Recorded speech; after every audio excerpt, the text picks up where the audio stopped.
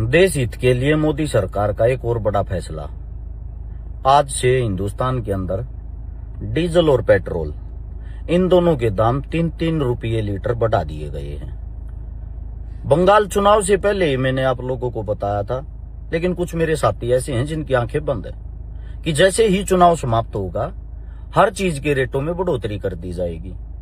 Gas cylinder के दाम पल पल बार बार बढ़ते जा रहे हैं।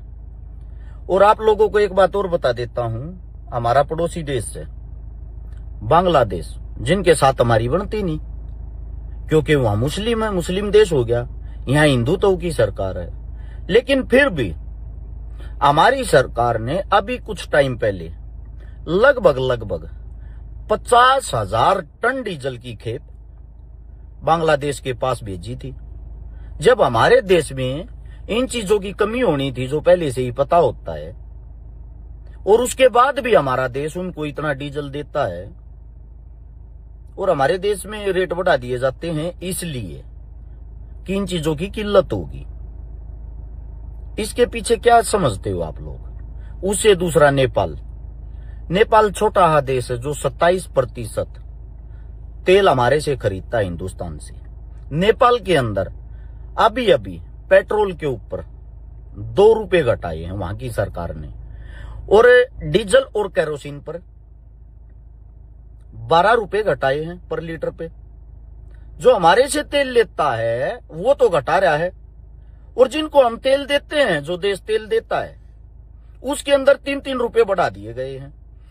अब तेल के कारण, तेल की कमी के कारण उनकी जो कमियां उनको पूरा नहीं किया गया। उनके कारण कुछ यहां के नेता, मंत्री, मिनिस्टर, प्रधानमंत्री तक ड्रामे कर रहे हैं। कुछ दूर के लिए वीडियो शूट करवाते हैं एक या दो गाड़ियों का काफिला लेके। काफिला के वेट करता है, मीडिया आती है, मीडिया कवर करती है। उसके बाद जैसे ही 100-200 मीटर चल के पूरा ड्रामा क्लियर हो जाता है, शूट हो जाता है, उसके बाद वो काफिला फिर से जुड़ जाता है। हमारे आदरणीय एक और है गोहाना विधानसभा से, जहां से हमने चुनाव लड़ा था, वहां से मंत्री साहब हाल के, उन्होंने भी कल शेम किया, साइकिल चलाई है पूरा 200 मीटर, फोटो शूट करवाया, वीडियो शूट करवाया, पीछे गार्ड भाग रहे हैं, वो साइकिल चला रहे। सोचने का विषय ये लगा लो, किसी काम को लेके मंत्री साहब साइकिल पर निकले हैं। मान लिया हमने इस बात को। पहली बात तो मंत्री साहब कितने किलोमीटर साइकिल चला लेते हैं। दूसरी बात, अगर मंत्री साहब को कहीं काम पे जाना है तो वे गार्ड जो पीछे थे वे कितने किलोमीटर तक पैदल भाग लेंगे? या तो उनको भी साइकिल देनी चाहिए थी, ये फिल्म थोड़ी ही ओरिजिनल लगती। उनको भी साइकिल देके वे भी साथ में चलते कि भाई 5-10 किलोमीटर की सवारी की है, और मीडिया भी 5-10 किलोमीटर चलती साइकिल लेके। लेकिन इनको तो सिर्फ फोटो शूट करवाना है ना। बोली बाली जनता है, कैसे भी भगा लो, पागलों का देश हो रखा है, यहां किसी को कोई फर्क तो पड़ता नहीं। इसके बाद आप लोगों को यह बताता हूं, और अगला किन का नंबर आ गया है। महाराष्ट्र के अंदर इस वक्त बाइक टैक्सी पर बैन लगा दिया गया है आज ही से। रैपिडो, अब्बर, ओला, इन सब पे बैन लगा दिया है। फिलहाल महाराष्ट्र में लगाया है, कुछ ही टाइम के अंदर पूरे देश के अंदर लगा दिया जाएगा। यानी कि सरकारी नौकरी तो सरकार के पास है नहीं, प्राइवेट नौकरी करके 10-12 हजार रुपए में जो अपने घर का गुजारा करते थे, लाखों ऐसे भाइयों को आज बेरोजगार कर दिया गया है। और आगे के लिए, भविष्य के लिए भी एक बात बताता हूं, क्योंकि कुछ भाई ऐसे हैं जो हमारी बातों को झूठ मान लेते हैं। उन लोगों को ये चीजें झूठी लगती हैं। जैसे मैंने चुनाव के बारे में बताया था, अगर चुनाव साफ हुआ तो बोला था हमने 4 जगह, 5 में से 4 जगह बीजेपी हारने लग रही है। लेकिन चुनाव साफ नहीं हुआ। अब चुनाव साफ नहीं हुआ तो सिर्फ केरल और तमिलनाडु हार पाई, बाकी जगह बन गई बीजेपी। क्योंकि आप सभी को पता है 90 लाख जहां की वोट काट दी जाती हैं जो इनके खिलाफ पड़नी थी, उन 90 लाख वोटों में के सुप्रीम कोर्ट ये एक्सेप्ट कर लेता है, चुनाव आयोग ये एक्सेप्ट कर लेता है कि लगभग 30 लाख वोटें गलती से कट गई। वो कोई बात नहीं, बड़ी बात नहीं, दोबारा बनवा लो, अगली बार वे वोट डाल सकते हैं। उन वोट कटने वालों में से नेताजी सुभाष चंद्र बोस जी के पोते भी शामिल थे। अब सोचने का विषय यह है, क्या उन लोगों को भी हमारे देश में यह साबित करना पड़ेगा, यह सर्टिफिकेट देना पड़ेगा कि मैं भी इसी देश का निवासी हूं? है नेताजी सुभाष चंद्र बोस, जिसके नाम के आगे एक इंसान है, जिसके नाम के आगे नेता लगता है, जिन्होंने इतनी बड़ी आजाद हिंद फौज खड़ी करी, जिन्होंने इस देश के लिए इतनी बड़ी कुर्बानी दी, उसके परिवार के साथ ऐसी बातें, और देश इन मजाकों को खड़ा होकर देख रहा है। अब इससे अगली बात, मैंने बोला था हरियाणा के अंदर निगम के जितने चुनाव हैं सब में भाजपा जीतेगी, जीत गई। यहां तक कि ऐसे ऐसे बयान भी दिए हैं, अगर और किसी पार्टी का कोई भी पार्षद या कुछ भी जीत गया, काम नहीं करने दूंगा किसी को भी। पहले विधायक से पूछ लेना कैसे रवाया था, काम नहीं करने दिया था हमने। सोचने का विषय है, सरेआम गुंडागर्दी, सरेआम डराना। आप लोग अपनी मुंह पे टेप लगा के चुपचाप बैठ के ये चीजें देख रहे हो। नीट एक इतना बड़ा एग्जाम, सरेआम उसके अंदर धांधली होगी, सरेआम उसके अंदर बीजेपी के नेता की गिरफ्तारी होगी। जिन बच्चों ने मतलब अपना जीवन ही बर्बाद कर लिया, अपनी आंखें ही फोड़ ली, अपने परिवार की सारी कमाई खा गए पढ़ते पढ़ते, नीट की तैयारी करते करते, और वो पेपर लीक हो जाता है। और सरकार ये कहती है छोटा मोटा फेलियर हो, कोई बड़ी बात नहीं, पेपर तो पहले भी लीक होते थे। मतलब कि पूरे देश के अंदर दिन प्रतिदिन ड्रामा ही ड्रामा चल रहा है, और उस ड्रामे को देखने के लिए पब्लिक खुश हो रही है। सरकार सिर्फ एक चीज अच्छे से मैनेज कर पा रही है, चुनाव, और कुछ नहीं। उनको छल बल दल कुछ भी हो जाए, चुनाव जीतना है। जनता आज मरो या कल मरो। आज फिर बता देता हूं, मैंने बोला था चुनाव से पहले कि लॉकडाउन की आहट है, लॉकडाउन कभी भी लग सकता है। भैया जी, इसी को लॉकडाउन बोलते हैं। ये जो आपसे गाड़ी छीनने की बोल रहे हैं, गाड़ियों में नहीं घूमोगे, बाहर की यात्रा नहीं करोगे, विदेशियों को यहां पे बुलाओ, कहां से आएंगे विदेशी यहां पे, जब यहीं की जनता के पास खाने तक का आटा 85 करोड़ आदमी सरकार पर निर्भर हैं, बाहर की जनता आ जाएगी यहां। रुपया दिन प्रतिदिन लुढ़कता लुढ़कता लुढ़कता 100 के पास पहुंच चुका है। आप क्या उम्मीद करते हो यहां बाहर की जनता आएगी? दुख इस बात का है, मुझे सरकार से कोई दिक्कत नहीं है, मुझे विपक्ष से दिक्कत है। विपक्ष में बैठी जितनी भी पार्टियां हैं वो इतनी गुलाम हो चुकी, उनको इतना डर लगने लग गया कभी तुम्हारे घर ईडी ना आ जाए, सीआईडी ना आ जाए। मतलब यार चूड़िया पैर के बैठ जाओगे क्या ऐसे?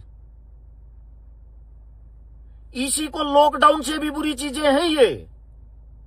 बस आपको जिंदा इसलिए छोड़ा जाता है कि आपको जीवित रहना ही सबसे बड़ी देशभक्ति लगे। चलो, टू बी कंटिन्यू। और बता देता हूं, अभी पंजाब में चुनाव होगा। पंजाब के अंदर इनको चाहे मारकाट करवानी पड़े, मेरी जो टीम थी सभी को बता दिया था। जो राघव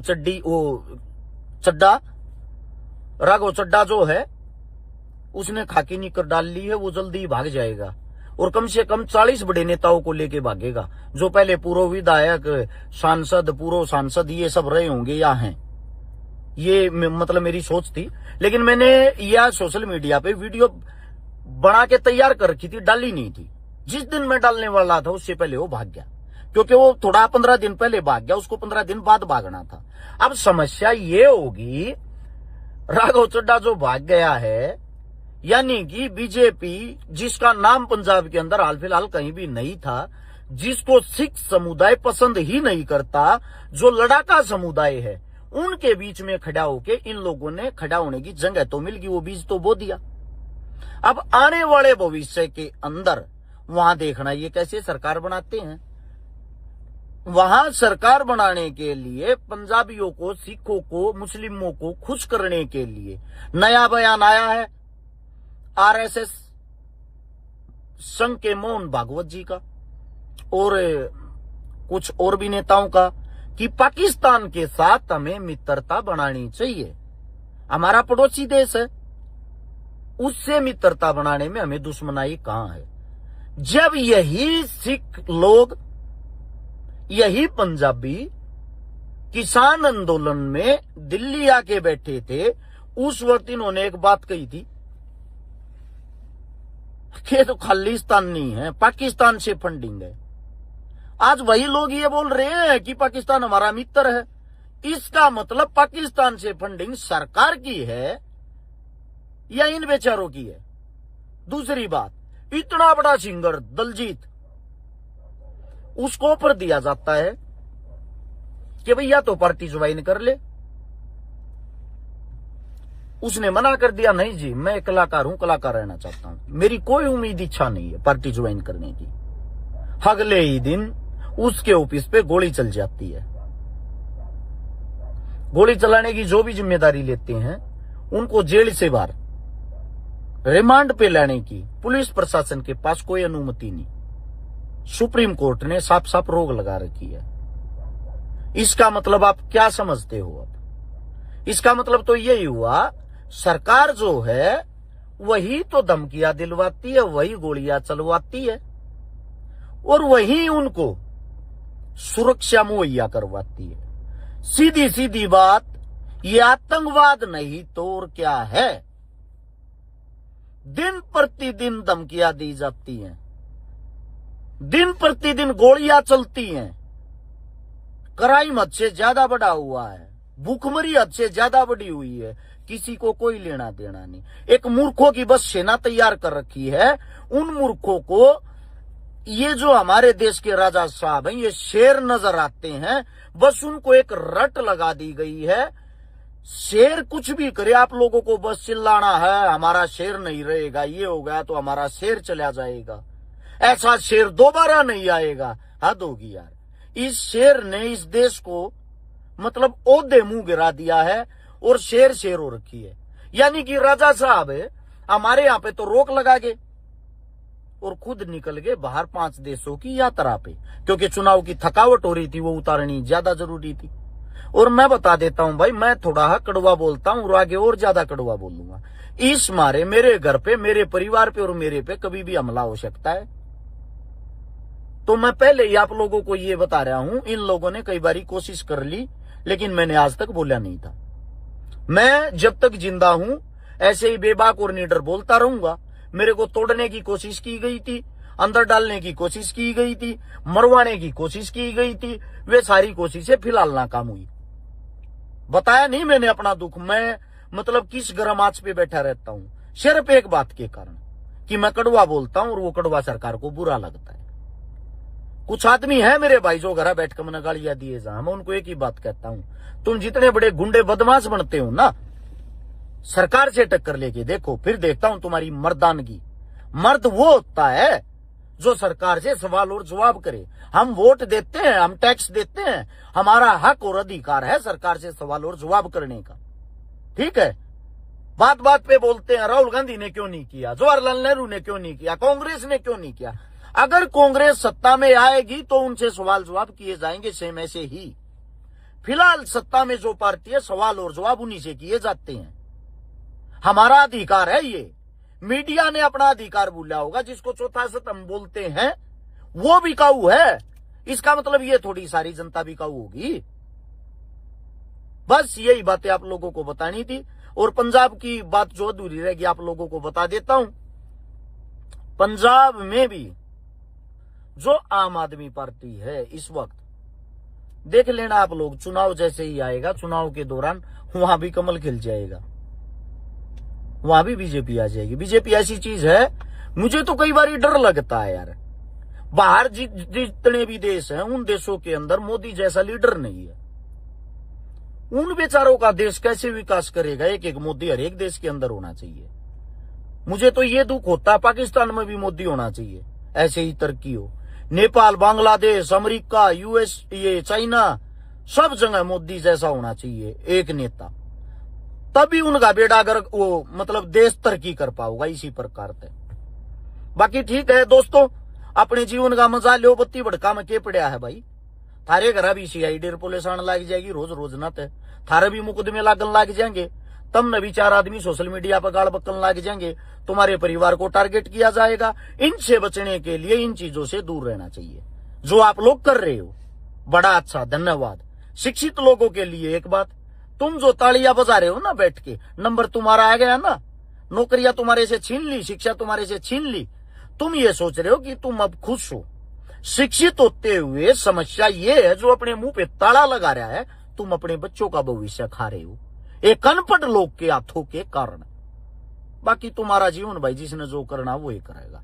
चोरी करके भी गुजारा कर रहे लोग, डाका मार के भी कर रहे हैं, खनन माफिया बन के भी कर रहे हैं, दारू बेच के भी कर रहे हैं, सरकार का पानी मार के भी कर रहे हैं, सरकार के नेताओं का डोलू उठा के भी बन रहे हैं। ये लोगों की एक विधि का विधान हमेशा से चलता आया है। सभी दोस्तों को सलाम, राम राम, जय हिंद।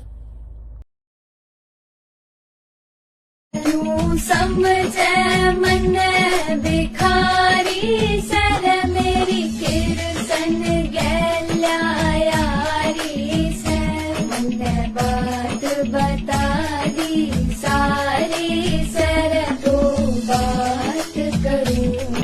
तन घनारी किस्मत बदली शमरा, हारी भी बदले ने, तन घना बनाया सेठ शमरा, माने भी बना दे, तन घना बनाया सेठ शमरा, हाने भी बना दे, हाने भी बना दे, तन घनारी किस्मत बदली शमरा, हारी भी बदले ने, तन घनारी किस्मत बदली